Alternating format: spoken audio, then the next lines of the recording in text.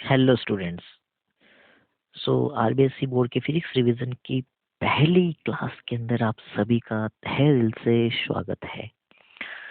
तो physics revision series का ये आज पहला वीडियो होने वाला है, जिसके अंदर सबसे पहले जो टॉपिक मैंने लिया है, जो स्टूडेंट्स को ज़्यादातर टफ भी लगता है ना, तो वो टॉपिक है आपके सामने रे ऑप्टिक्स और you can say optical instruments, है ना। तो सबसे पहले हम लोग बात कर लेते हैं कितने मार्क्स का ये चैप्टर है। तो टोटल 7 मार्क्स का ये चैप्टर है, 12.5% का वेटेज रखता है। टोटल मिलाकर के इसके अंदर जो 7 मार्क्स के क्वेश्चन आएंगे, उसके अंदर 2 शॉर्ट टाइप के क्वेश्चन आएंगे जो 1.5 मार्क्स का एक होगा। तो टोटल मिला के 3 मार्क्स ये हो गए, और एक ऐसे टाइप में बता दूं कि आपके ऐसे टाइप के अंदर कुछ पार्ट्स के अंदर क्वेश्चन आने वाला है, जस्ट लाइक 1+2+1, है ना। तो इस तरीके का क्वेश्चन आएगा, शायद आपने मॉडल पेपर देखा होगा, उसके अंदर भी ऐसा ही हो सकता है, आपको डायरेक्ट क्वेश्चन भी दे। लेकिन मार्क्स डिस्ट्रीब्यूशन ये रहने वाला है, 7 मार्क्स का ये चैप्टर है, 12.5%, है ना। तो इस पार्ट के अंदर हम लोग ऑप्टिक्स का जो रिफ्लेक्शन वाला पार्ट है वो कवर करने वाले हैं।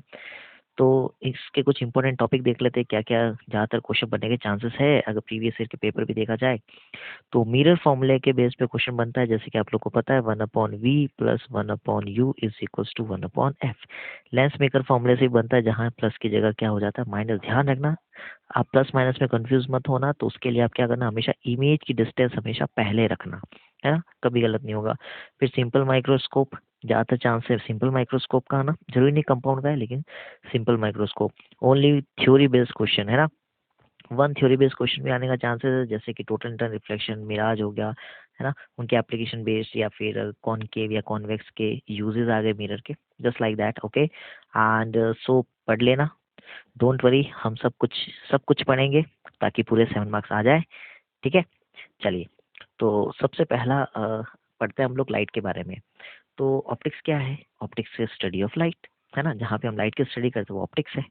और रेंज ऑफ ईएमएक्स स्पेक्ट्रम जो हमें विजिबल है, ठीक है, विजिबल स्पेक्ट्रम कौन सा है? 400 नैनोमीटर टू 700 नैनोमीटर, ये हमारे लिए क्या है? विजिबल स्पेक्ट्रम है। और law of rectilinear propagation of light, it says that light propagate in a straight line in a homogeneous medium. अगर एक जैसा मीडियम है तो लाइट हमेशा कैसे पाथ को फॉलो करती है? स्ट्रेट लाइन को। ये आप लोगों ने बचपन में भी पढ़ रखा होगा। Law of independence of light रे, ये क्या कहता है? It states that light do not disturb each other upon intersection. अगर कोई अलग लाइट है, वो एक दूसरे को इंटरसेक्ट कर भी रही है, तो एक दूसरे को डिस्टर्ब नहीं करेगी। जैसे अगर हम ग्रुप स्टडी करते हैं लेकिन एक दूसरे को डिस्टर्ब करते हैं, ऐसा इनके साथ नहीं होता। Law of reversibility of light रे, ये देखो, ये क्या होता है कि मान लो कि अगर मैंने एक लाइट को ऐसे फॉल करवाया और लाइट ऐसे आ गई, है ना, तो अगर आप क्या करते हो, अगर आपने इस लाइट को अगर इसी एंगल पर इस तरफ वापस भेजा, तो पता क्या होगा? लाइट वापस उसी पाथ को फॉलो करते हुए जाएगी। तो क्या लिखा? It states that rays retrace their path when their direction is reverse. Same path को फॉलो करेगी। अगर लाइट जिस डायरेक्शन, जिस एंगल पे आ रही है, अगर आप उसी एंगल पे उसको वापस फॉल करवाते हो, तो वापस उसी पाथ को वो क्या करेगी? रे फॉलो करेगी। तो ये हो गया आपके कुछ लॉ जो आपको पता होने चाहिए, है ना। ठीक है, चलिए नेक्स्ट। अब बात करते हैं सबसे पहले रिफ्लेक्शन ऑफ लाइट की, है ना। तो रिफ्लेक्शन ऑफ लाइट क्या होता है पता ही है। व्हेन अ लाइट या ray of light after incidenting on boundary separating two media comes back into the same media, then the phenomena is called reflection of light। मतलब एक मीडियम है, ठीक है, कुछ भी, ये ये वाला बाहर वाला मीडियम की बात कर रहे हैं हम लोग, आउटर मीडियम की, है ना। अगर यहाँ पे एक लाइट रे आती है, फॉल करती है, तो वापस उसी मीडियम के अंदर क्या हो जाएगी? बैक हो जाएगी। या फिर हम लोग कुछ ऐसा ले लें, ठीक है, लाइट रे यहाँ आई तो वापस उसी पाथ को क्या करेगी? फॉलो। अब यहाँ पे क्या होता है? दो टाइप के हमारे पास में टोटल क्या है? मीडियम है। मीडियम क्या? तो टू टाइप के हम लोग बोल सकते हैं सरफेसेस। यहाँ पे जो मैंने लिया है ये प्लेन सरफेस है। कैसा सरफेस है बेटा? प्लेन है। एक इरेगुलर सरफेस भी हो सकता है। अब इस पे जब लाइट रे फॉल करेगी, इस पे जब लाइट रे फॉल करेगी तो ये पैरेलल नहीं जाएगी, देखो, है ना। जब यहाँ लाइट रे फॉल करेगी तो ऐसे चली जाएगी। तो देखो, आप देख सकते हो ये नॉन पैरेलल है। कैसी है? Non parallel. इसको हम इरेगुलर सरफेस बोल सकते हैं। क्या बोल सकते हैं? इरेगुलर। लेकिन यहाँ देखो, यहाँ पे लाइट अगर आई है तो वापस देखो पैरेलल आई तो पैरेलल में ही चली जाएगी, ये कैसी हो जाएगी आपके पास में पैरेलल, है ना। तो ध्यान रखना। अच्छा, इसके लॉज भी है, आप लोग को पता ही है, दो लॉ है क्या, अगर कभी लाइट फॉल करे किसी प्लेन सरफेस पर, अभी हम प्लेन की ही बात करेंगे, और वापस क्या हो जाए, ठीक है, रिफ्लेक्ट हो जाए, तो ये जो लाइट जो आई है इसको हम लोग बोलते हैं इंसिडेंस रे। ये जो लाइट गई उसको बोलते हैं हम रिफ्लेक्टेड रे। और जो बीच में ये जो सरफेस है इसके अगर परपेंडिकुलर ड्रॉ करें तो इस परपेंडिकुलर के साथ जिस एंगल पर लाइट आती है उसको बोला जाता है आई, और जिस एंगल के साथ नॉर्मल के साथ जो लाइट रिफ्लेक्ट होती है उसको बोलते हैं आर। और पहला लॉ यही है कि angle I is equal to angle R, angle of incidence is equal to angle of reflection, first law. Clear है। अच्छा, इसको क्या बोलते हैं, जो परपेंडिकुलर लाइन ड्रॉ की है इसको बोला जाता है नॉर्मल। और तीसरी बात, ये जो तीनों लाइट इंसिडेंट, तीनों रे इंसिडेंट, रिफ्लेक्टेड, नॉर्मल, ये जो होती एक प्लेन में होनी चाहिए और इनका पॉइंट ऑफ इंटरसेक्शन भी एक पॉइंट में होना चाहिए। तो क्या, the incident ray, reflected ray, normal at the point of incidence lie in the same plane, okay, और it is called plane of incidence, और angle of incidence is equal to angle of reflection. Clear है, I hope so, है ना। अगर आपके इसके बीच कोई भी डाउट हो तो आप कमेंट कर सकते हैं इस वीडियो के एंड में। चलिए, नोट क्या है, नोट करने वाली बात क्या है, जल्दी से देख लीजिए, पॉज करके नोट जरूर कर लेना। After reflection velocity, wavelength and frequency of light remain same but intensity decreases. Reflection होने के बाद में वेलोसिटी, वेवलेंथ, फ्रीक्वेंसी में कोई चेंजेस नहीं आते, लेकिन इंटेंसिटी में चेंजेस आएंगे और इंटेंसिटी डिक्रीज हो जाएगी। If light ray incident normally on the surface after reflection it retrace the path, मतलब हमने देखा लाइट नॉर्मल के साथ ऐसे आई, इधर चली गई, ठीक है, और थोड़ा पास में करते हैं, इधर आई, इधर चली गई। तो अगर ये लाइट नॉर्मल, ये जो हमारा नॉर्मल है, अगर इसी पर लाइट रे आई तो वापस इसी पे ही चली जाएगी। ठीक है, ये नोट करने वाली बातें हैं, वीडियो पॉज करके जल्दी से नोट कर लीजिएगा। चलिए अब बात करते हैं रियल एंड वर्चुअल इमेज की, है ना। इमेज के बारे में पता ही है, वर्चुअल और इमेज, इमेज क्या होती है, मान लो क्या कि ये जो हमने देखा है,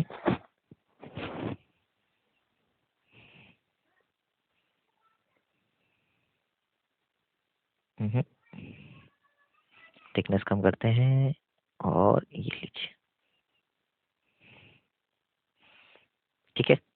और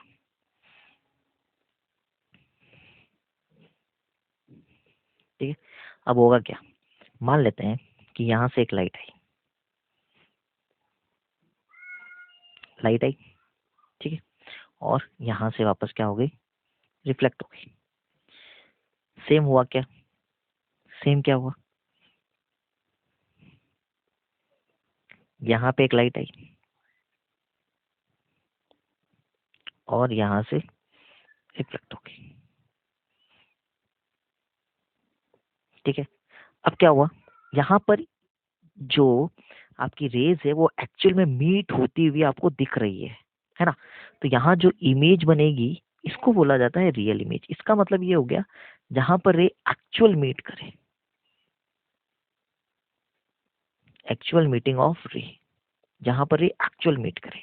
और ऐसा नहीं हुआ तो क्या करेंगे, मान लो रेस को अगर मैं पीछे बढ़ाऊं, इनको, इन रेस को अगर पीछे बढ़ाऊं, कैसे, ऐसे,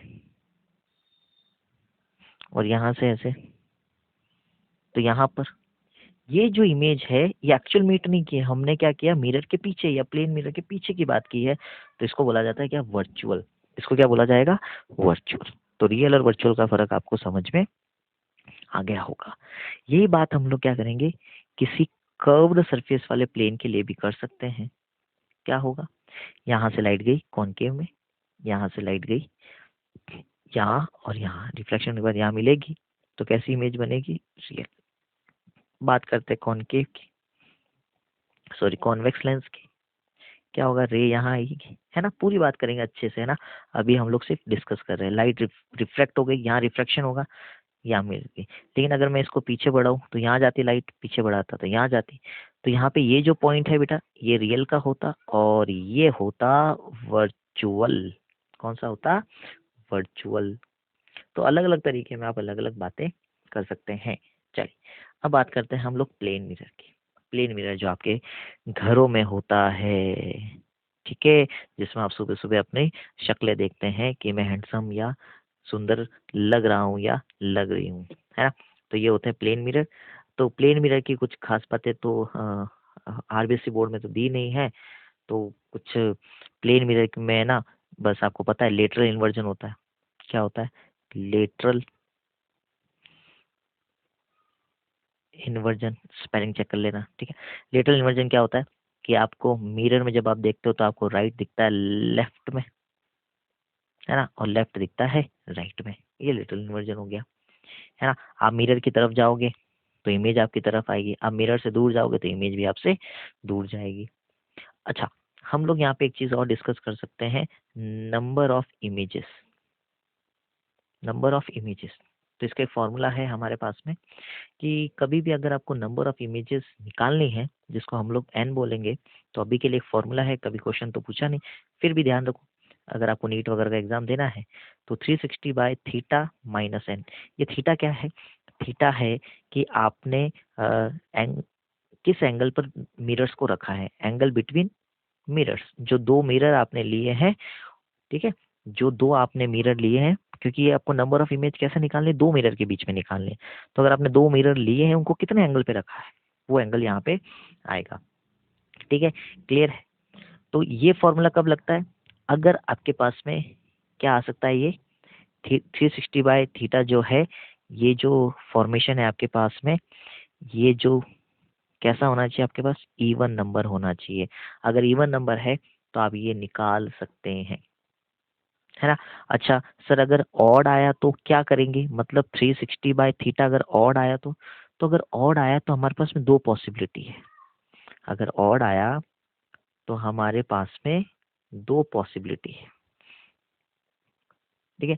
कौन कौन सी पॉसिबिलिटी है, हम लोग क्या करेंगे, अगर ऑड आया तो आप लोग क्या कर सकते हो, दोनों फॉर्मूले लग सकते हैं। 360 बाय थीटा माइनस वन भी लग सकता है और 360 बाय थीटा वाला फॉर्मूला भी लग सकता है। ये आपको ध्यान रखना है जब मैं डिटेलिंग में करवाऊंगा, क्योंकि अभी तो हमारा रिवीजन चल रहा है और रिवीजन के अंदर मैं ज़्यादा डीप के अंदर जा नहीं सकता, क्योंकि टाइम वेस्ट होगा, और टाइम वेस्ट अभी हम लोग बिल्कुल भी नहीं कर सकते। ओके, ठीक है। इसमें कब होता है, जब ये सिमेट्रिक में होता है ना। ये वाला कब होगा, जब आपके पास जो ऑब्जेक्ट होगा वो दोनों मिरर के सिमेट्रिकली प्लेस पे रखा होगा, बस इतना ध्यान रखना। और ये आपके असिमेट्रिकली होगा या नॉन सिमेट्रिकली बेस पे रखा होगा, तब ये वाला फॉर्मूला आपको अप्लाई करना है। चलिए, तो अब हमारे पास में जो नेक्स्ट टॉपिक है, ये रहा question. A plane mirror makes an angle of 30 degree with the horizontal. एक प्लेन मिरर है, ये ये रहा प्लेन मिरर, कितने डिग्री पर, 30 डिग्री पर। ये आपका प्लेन मिरर है, ठीक है, ये है मिरर, ये वाला। इफ अ वर्टिकल रे स्ट्राइक द प्लेन, एक वर्टिकल रे आ रही है, ठीक है भाई, ये वर्टिकल रे आ गई, strike the plane, find the angle between mirror and reflect. अच्छा देखो, इसका 90 डिग्री कहाँ होगा, ऐसे होगा इसका 90 डिग्री, ठीक है, कोई प्रॉब्लम वाली बात तो नहीं है। ये रे कैसे जाएगी, ये रे जितने एंगल पे आई होगी उतने एंगल से क्या हो जाएगी, वापस चली जाएगी।